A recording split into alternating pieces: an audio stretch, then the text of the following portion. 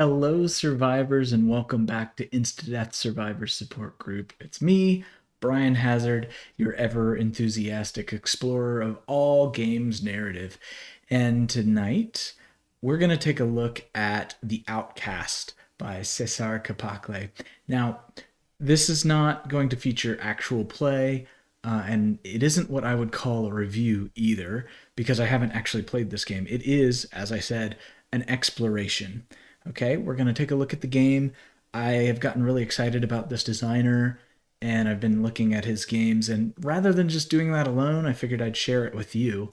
And so here we go. Let's dig in. The Outcast by Cesar Capacle. So this is a game of reputation and redemption.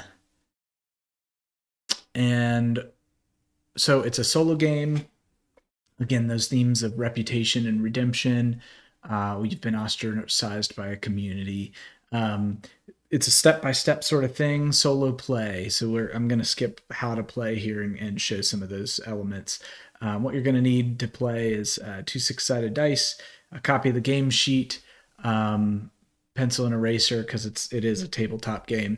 And I'm going to skip to the sort of game sheet, the character sheet, if you will, to give you a look at what's included here. It's really simple, right? Name, concept, a list of edges, a list of snags, and then this progress track along the bottom. Just 5 spots for progress track. So we're going to see how all of this fits together. But this game, there's plenty of dice rolling here, but it is not super mechanically dense. And instead, it is everything in this game that is only 28 pages, including like 2 cover pages, a credit page, and a back cover. So, what is that? Somewhere around 25 pages total. And some of that's oracles as well. So, sort of like tables you roll on to generate ideas. So, it's a pretty tight game system. I wouldn't go so far as to call it a micro game, and every single one of those pages is very much geared towards sort of building uh, narrative momentum towards a final scene. So we're going to see how that works. So, getting back to the book here. So right off the bat, we have a table to roll to sort of generate a setting. If you've played games like Ironsworn or Mythic or things like that, you know how oracles work. You get some random words, you put it through a filter of your imagination, and you end up with some cool ideas. So, and then you generate your first mission. So, what is the sort of the nature of what you're trying to overcome? Probably to get back in the good graces of the community that has ostracized you. And then finally, you get around to defining your character. So, what is your character concept? How do they approach their problems? There's some questions. This is sort of a la belonging outside of belonging. That those sorts of systems that some guiding questions or prompts to help you figure out um, your backstory and what drives you as a character. What was the group I belonged to? What did they think I did? How can I make things right? So you don't necessarily know at the beginning of the game whether you actually did the thing that you're accused of, but through the game you'll figure that out. And then we have the concept of edges and snags. You start with 3 edges and 2 snags. The edges are those things that you're good at, or things in the sort of world that are going for you, right? And snags are things that complicate your character's life, mental, social, past and present problems, etc. Um, there's some cool usage of public domain art in this. One thing that's really cool about sort of the indie RPG game scene is the way that public domain art is leveraged to make really beautiful creations like what we're seeing here. It's the combination of public domain art, layout, typography, and just a good design eye. And it's been eye opening to me what you can achieve with really accessible tools like that. Okay, so the flow of the game is you frame a scene. Where are you? Who are you here with? What do you want? Those sorts of things. So you frame the scene, and then as you play out the scene with your character, this is really cool. So you get to roll all you want with no mechanical consequences.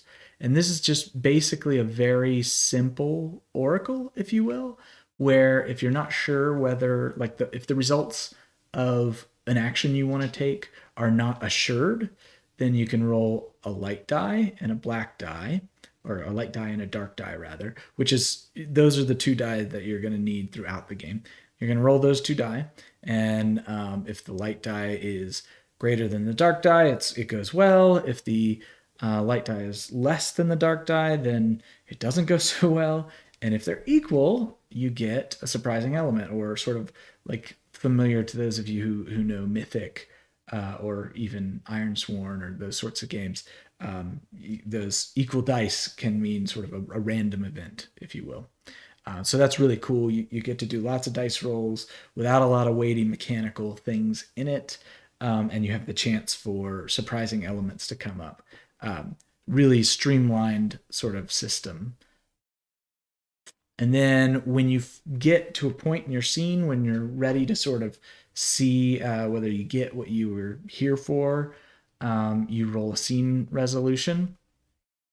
And so this is a special die roll that does have mechanical implications. So that if it's a 1 or a 2 on the dark die, you're in this column. If it's a 1 or a 2 on the light die, you're in this row, right? And so you match up and figure it out. If you can swap the light and the dark die, which there might be strategic implications for, which one you choose. And let's see. So, what these symbols mean? You have to do all of the things that are in that element.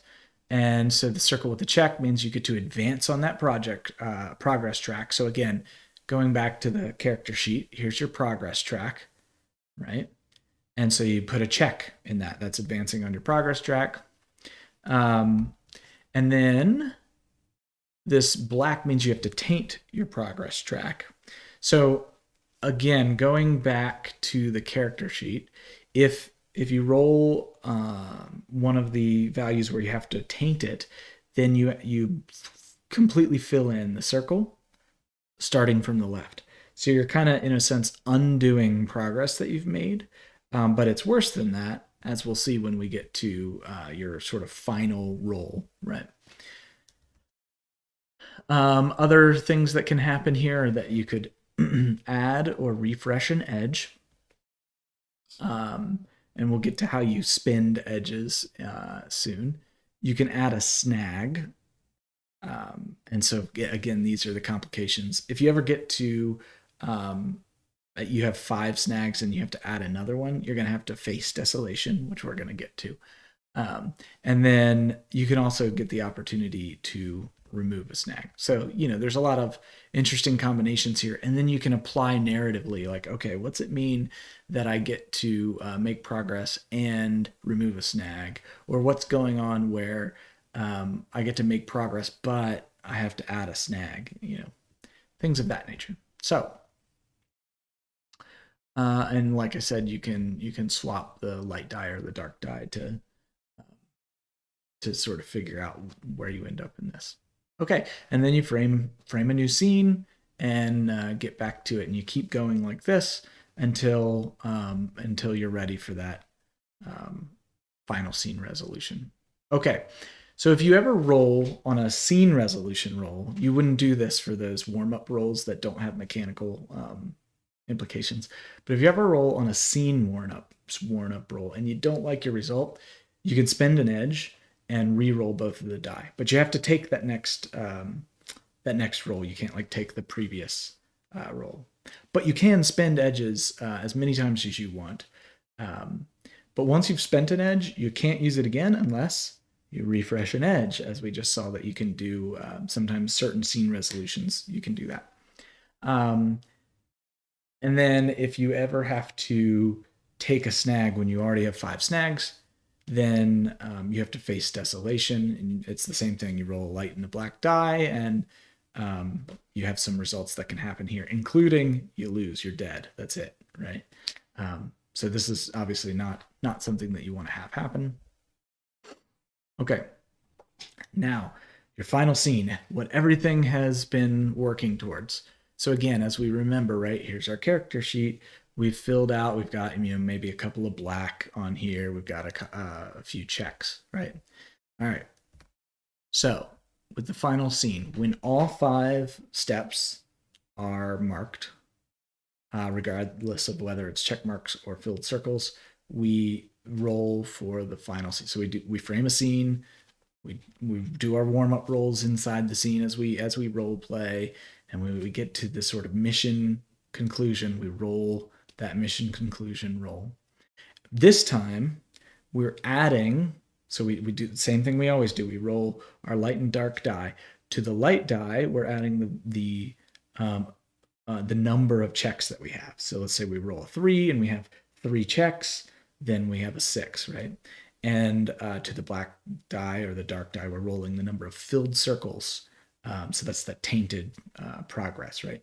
So if we had 2 black circles and we rolled a 5, that'd be a 7.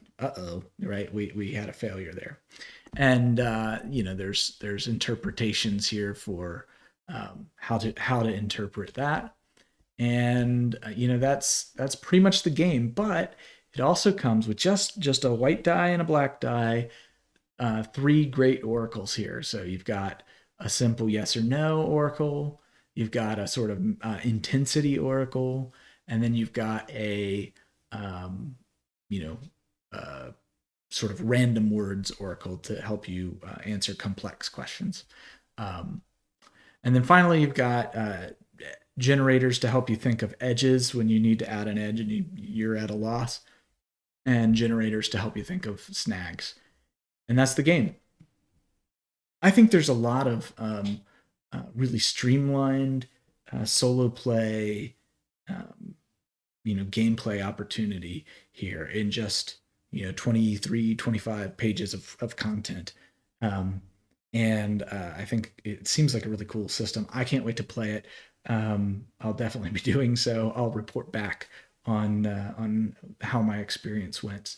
And if you want to check it out, you can check it out at CA. Let's see, it's the last name of the designer, capacle.itch.io, and this game is called The Outcast.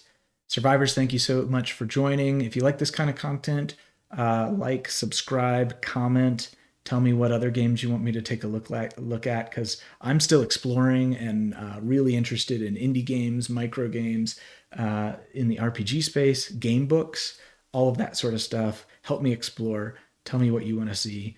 And don't forget to like, comment, and subscribe. If you want to support, you can go to patreon.com/instadeath.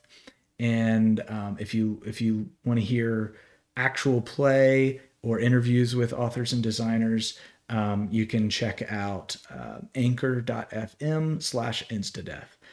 Last thing, an anti-disclaimer. I did get a chance to have a short comment exchange with Cezar Capacle, but I'm in no way sort of being paid to promote this. There were no review copies provided or anything like this. I just think he's doing really great work, and I want to share it with you. As I come across other designers and games that I'm excited about, I'll do the same. So here it is. Thank you so much for joining, and have a good one.